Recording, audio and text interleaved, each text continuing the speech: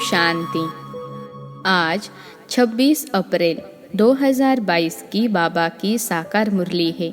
मुरली के महावाक्य है, मीठे बच्चे, ऊंच पद पाना है तो आत्मा में ज्ञान का पेट्रोल भरते जाओ। सवेरे सवेरे उठकर बाप को याद करो, कोई भी उल्टी चलन नहीं चलो। प्रश्न है, बाबा हर बच्चे की जन्म पत्री जानते हुए भी सुनाते नहीं, क्यों? उत्तर है, क्योंकि बाबा कहते मैं हूँ शिक्षक, मेरा काम है तुम बच्चों को शिक्षा देकर सुधारना। बाकी तुम्हारे अंदर क्या है यह मैं सुनाऊंगा नहीं। मैं आया हूँ आत्मा को इंजेक्शन लगाने, न कि शारीरिक बीमारी ठीक करने। दूसरा प्रश्न है, तुम बच्चे अभी किस बात से डरते नहीं हो, क्यों? उत्तर है, तुम अभी इस पुराने शरीर को छोड़ने से डरते नहीं हो, क्योंकि तुम्हारी बुद्धि में है हम आत्मा अविनाशी है। बाकी यह पुराना शरीर भल चला जाए, हमें तो वापिस घर जाना है। हम अशरीरी आत्मा हैं। बाकी इस शरीर में रहते बाप से ज्ञान अमृत पी रहे हैं। इसलिए बाबा कहते, बच्चे सदा जीते रहो, सर्विसेबल बनो तो आयु बढ़ती जाएगी। गीत है, बचपन के दिन भुला न देना। ओम शांति। बच्चों ने गीत सुना, जिसको अब मम्मा बाबा कहते हैं उनको भुलाना नहीं है। गीत जिन्होंने बनाया है वह तो अर्थ को समझते नहीं हैं। यह निश्चय ही नहीं है कि हम उस परमपिता परमात्मा की संतान हैं। उस परमपिता परमात्मा को पतितों को पावन बनाने के लिए आना पड़ता है। कितनी ऊंची सर्विस पर आते हैं, उनको कोई अभिमान नहीं है। उसको कहा जाता है निरअहंकारी। उनको निश्चय बुद्धि व देही अभिमानी होने की बात नहीं। वह कब संशय में आते नहीं, देह अभिमानी बनते ही नहीं। मनुष्य देह अभिमानी बनते हैं तो फिर देही अभिमानी बनने में कितनी मेहनत लगती है। बाबा कहते हैं, अपने को आत्मा समझो। मनुष्य तो कह देते हैं अपने को परमात्मा समझो। कितना फर्क है। एक तरफ याद करते हैं पतित पावन को, फिर कहते हैं सब में परमात्मा है, उनको जाकर समझाना है।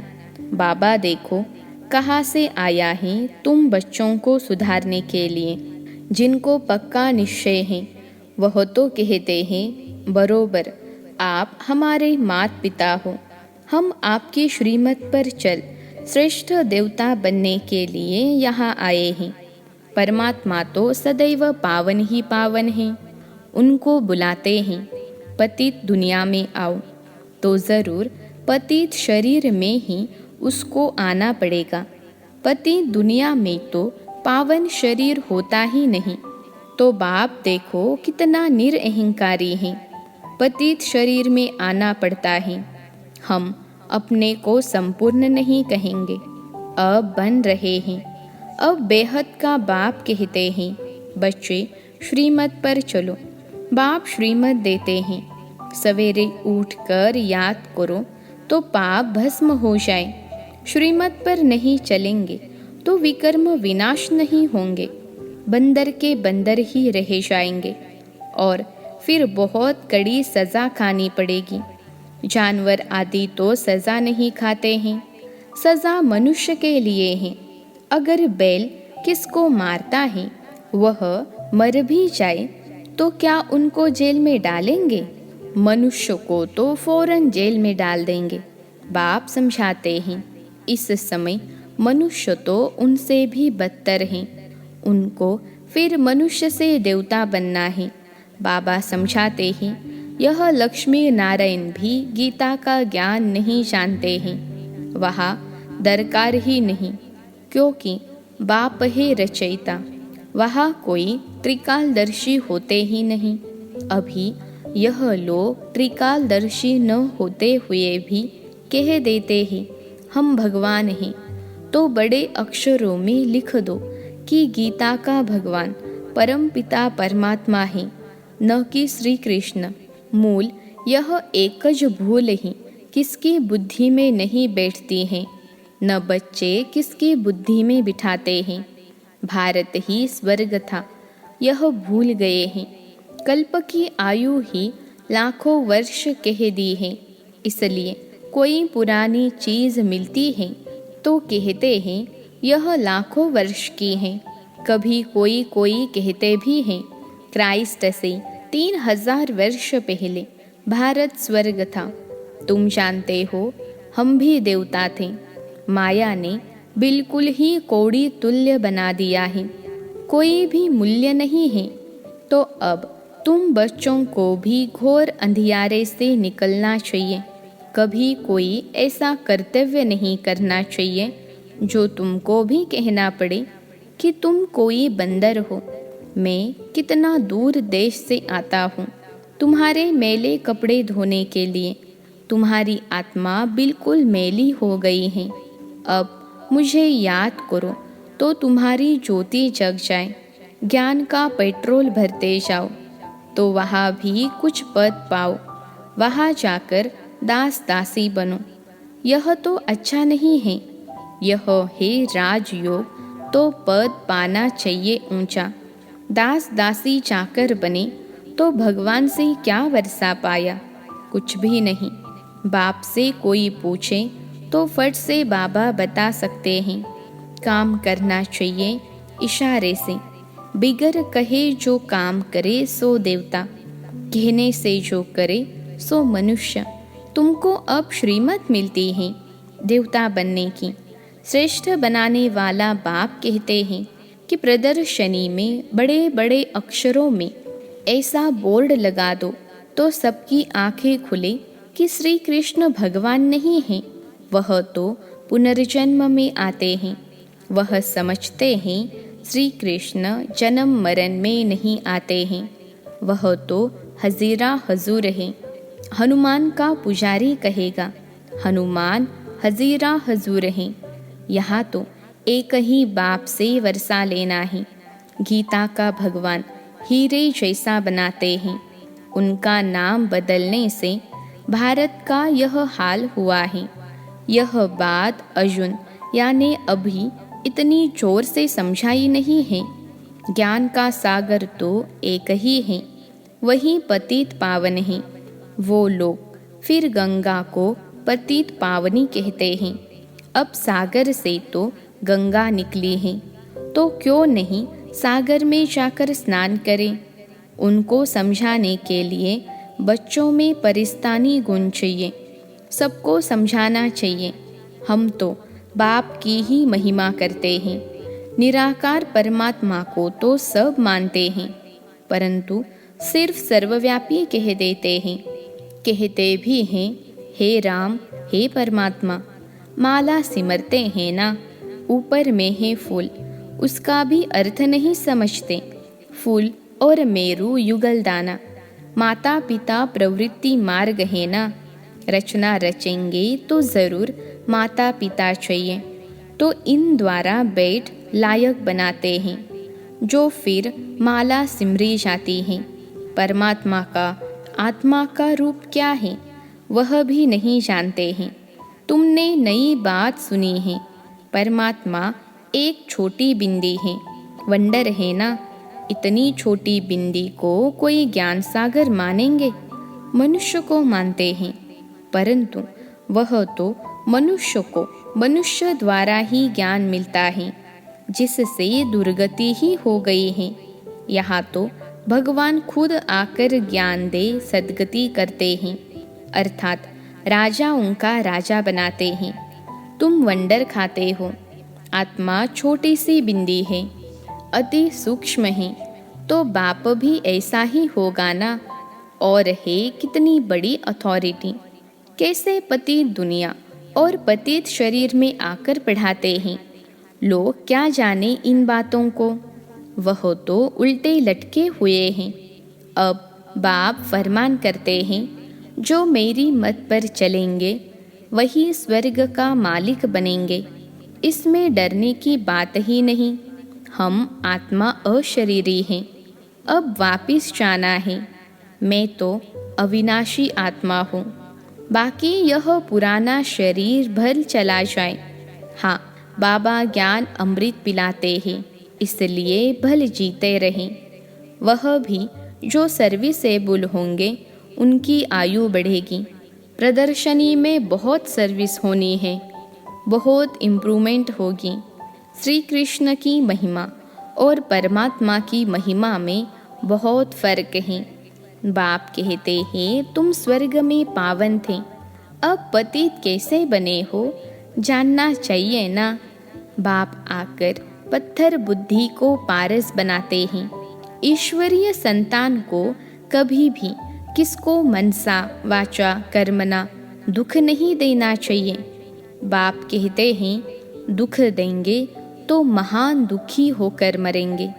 हमेशा सबको सुख देना चाहिए। घर में मेहमानों की बहुत अच्छी सेवा की जाती है। यह पुराना शरीर है, भोगना भोग, हिसाब किताब चुकतू करना है। इसमें डरना नहीं है, नहीं तो फिर सज़ा खानी पड़ेगी। बहुत मीठा बनना है। बाप कितना प्यार से समझाते हैं। कमाई में कभी उबासी व झुटका नहीं आना चाहिए।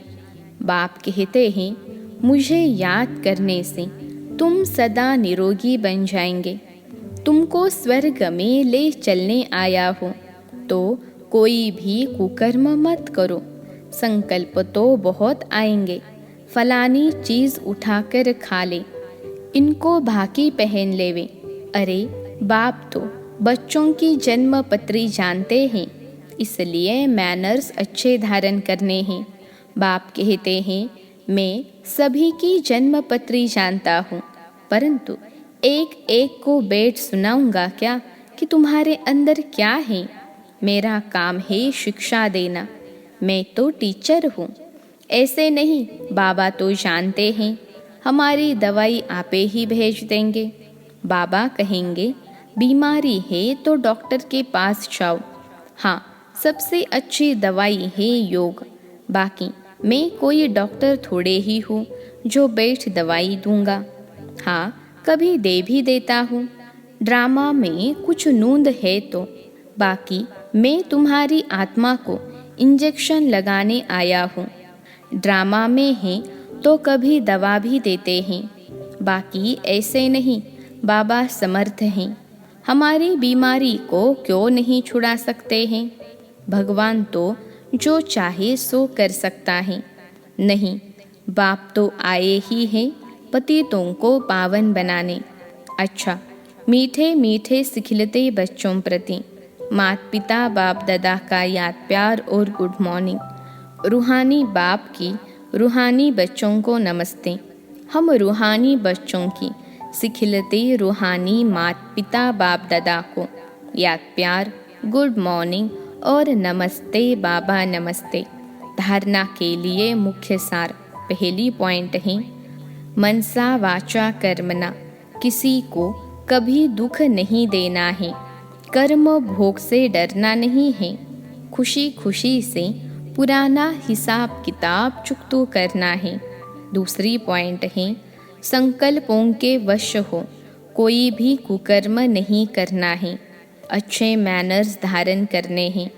देवता बनने के लिए हर बात इशारे से समझ करनी है, कहलवाना नहीं है। आज का वरदान है बेहद के संपूर्ण अधिकार के निश्चय और रूहानी नशे में रहने वाले सर्वश्रेष्ठ संपत्तिवान भव। बेहद के संपूर्ण अधिकार के निश्चय और रूहानी नशे में रहने वाले सर्वश्रेष्ठ संपत्तिवान भव। विश्लेषण है वर्तमान समय आप बच्चे ऐसे श्रेष्ठ संपूर्ण अधिकारी बनते हो जो स्वयं ऑलमाइटी अथॉरिटी के ऊपर आपका अधिकार है। परमात्मा अधिकारी बच्चे सर्व संबंधों का और सर्व संपत्ति का अधिकार प्राप्त कर लेते हैं। इस समय ही बाप द्वारा सर्वश्रेष्ठ संपत्ति भव का वरदान मिलता है। आपके पास सर्व गुणों की, सर्व शक्तियों की और श्रेष्ठ ज्ञान की अविनाशी संपत्ति है। इसलिए आप जैसा संपत्तिवान और कोई नहीं। आज का स्लोगन है, सदा अलर्ट रहो तो अलबेलापन समाप्त हो जाएगा। सदा अलर्ट रहो तो अलबेलापन समाप्त हो जाएगा। मातेश्वरी जी के अनमोल महावाक्य हैं। परमात्मा के बारे में अनेक मनुष्यों के मत का आखिरी फैसला। विश्लेषण है, अभी तो यह सारी दुनिया जानती है कि परमात्मा एक है। उस ही परमात्मा को कोई शक्ति मानते हैं, कोई कुदरत कहते हैं। मतलब तो कोई न कोई रूप में ज़रूर मानते हैं। तो जिस वस्तु को मानते हैं अवश्य वह कोई वस्तु होगी, तब तो उनके ऊपर नाम पड़े हैं। परंतु उस एक वस्तु के बारे में इस दुनिया में जितने भी मनुष्य हैं उतनी मतें हैं, परंतु चीज़ फिर भी एक ही है। उसमें मुख्य 4 मतें सुनाते हैं। कोई कहता है ईश्वर सर्वत्र है, कोई कहता है ब्रह्म ही सर्वत्र है, कोई कहता ईश्वर सत्यम माया मिथ्यम, कोई कहता ईश्वर है ही नहीं, कुदरत ही कुदरत है। वो फिर ईश्वर को नहीं मानते। अब यह है इतनी मतें। वो तो समझते हैं जगत प्रकृति है, बाकी कुछ है नहीं। अब देखो, जगत को मानते हैं, परंतु जिस परमात्मा ने जगत रचा उस जगत के मालिक को नहीं मानते। दुनिया में जितने अनेक मनुष्य हैं उन्होंने इतनी मतें। आखिरीन भी इन सभी मतों का फैसला स्वयं परमात्मा आकर करता है। इस सारे जगत का निर्णय परमात्मा आकर करता है, अथवा जो सर्वोत्तम सर्वशक्तिवान होगा वही अपनी रचना का निर्णय विस्तार पूर्वक समझाएगा।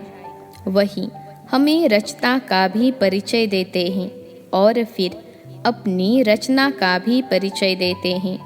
अच्छा, ओम शांति।